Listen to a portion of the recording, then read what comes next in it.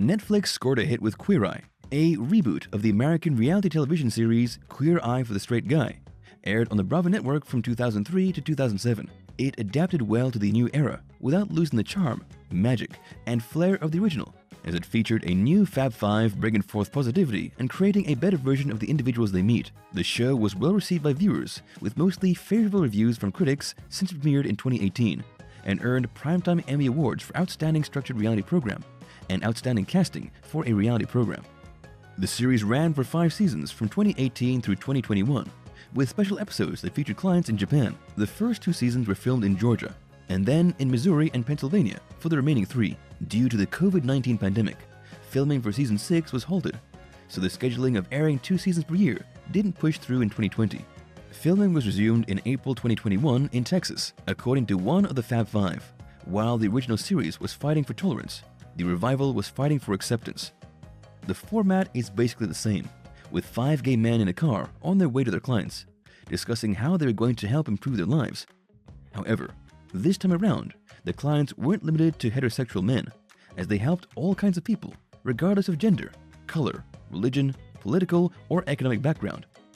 The show wasn't just about doing a makeover of a place or changing styles, but also instilling confidence and making people feel better about themselves, so that they could get out of the rut they were in and reach for what they wanted out of life.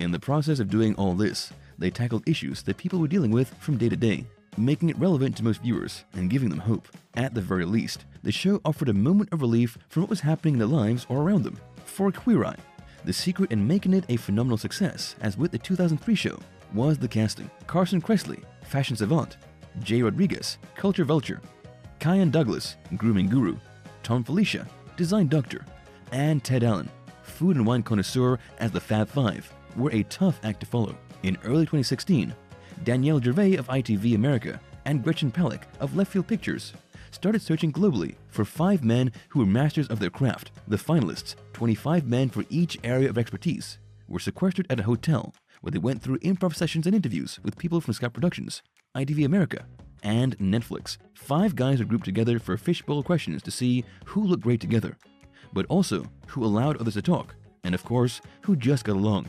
As the 5 relatively unknown individuals who met the qualifications were finally identified, they were put on a final test run in which they had to transform a person and a home without knowing anything in advance, letting them do what they do best.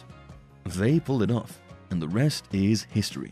Introducing the new 5, Jonathan McDonald Van Ness, grooming extraordinaire, was born in 1987 and has been openly gay just about all his life. He's a professional hairstylist who starred in the Funny or Die series Game of Thrones from 2013, in which he played the role of a stylist doing a recap of the recent episode of HBO's Game of Thrones, and which earned a Primetime Emmy nomination for Outstanding Short from Variety Series. His podcast is called Getting Curious with Jonathan Van Ness, and he's launched his own hair care line called JVN Hair. In his Instagram post in December 2020, he shared that he married his best friend, Mark Peacock. Karamo Carrega Brown, culture and lifestyle extraordinaire, was born in 1980 in Houston, Texas. He came out when he was 16, and in 2004, became the first openly gay black man in a reality show when he was cast in MTV's The Real World Philadelphia.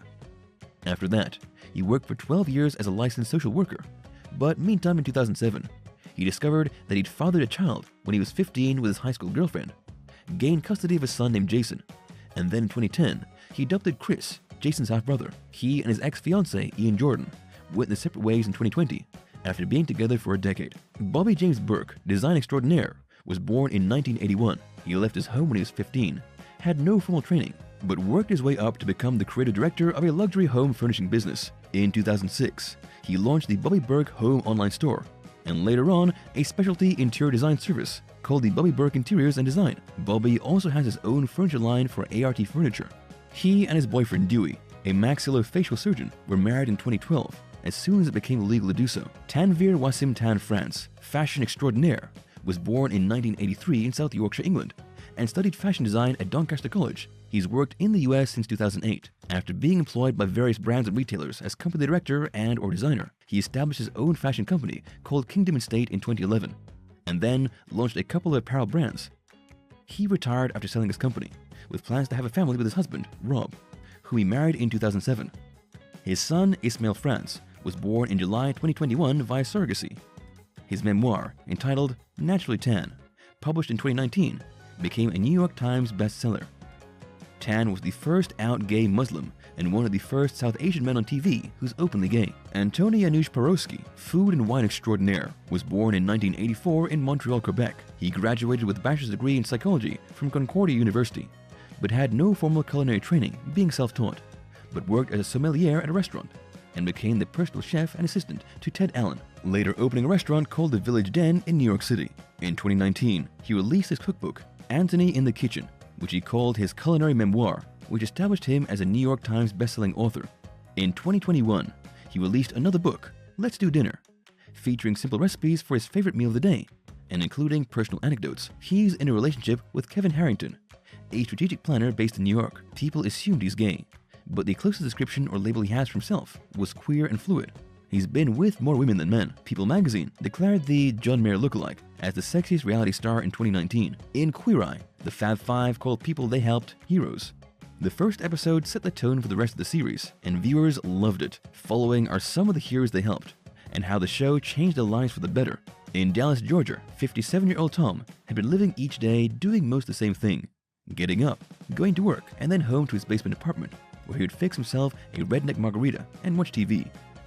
His style of wearing jorts, jean shorts, had been the same for 27 years. He believed that he's unlucky in love, being divorced 3 times because he's butt ugly, and even said that the guys could make him look better, but that you can't fix ugly. It was his daughter Katie who nominated her father for the makeover. The Fab Five went to his place and got to know him better, so that they could figure out how to help him. After that, they created a great space for him to entertain people, including his lady friend, gave him a new look, and made him change the way he looked at himself. The Fab Five left and went back to their office, where they watched how the new Tom took Abby Parr out on a date to a car show, and then to his place, where they enjoyed a light snack. Abby was Tom's third ex-wife, and they still see each other from time to time. He shared that the love was still there on both sides, and Abby told him that he's the best man she'd ever been with. He didn't disclose what went wrong between them. Based on his Twitter posts after the show's premiere, he and Abby were no longer together, but later reconciled. Things seemed to be going great for the couple, as they tied the knot at a private ceremony in March 2018 in Gatlinburg, Tennessee. The best part of the day was during the ceremony, as we stood before the minister. Both of us excited and happy to be recommitting ourselves to each other in marriage, he posted on Twitter. However, the two divorced again, finalized in September 2019. In Atlanta, Georgia, 32-year-old Anthony A.J. Brown worked as a civil engineer and was nominated for the makeover by his best friend Al, as he lived in a man cave and his style was conservative and masculine. He was uncomfortable showing off his good physique, as he associated it with gay people who were focused on looks.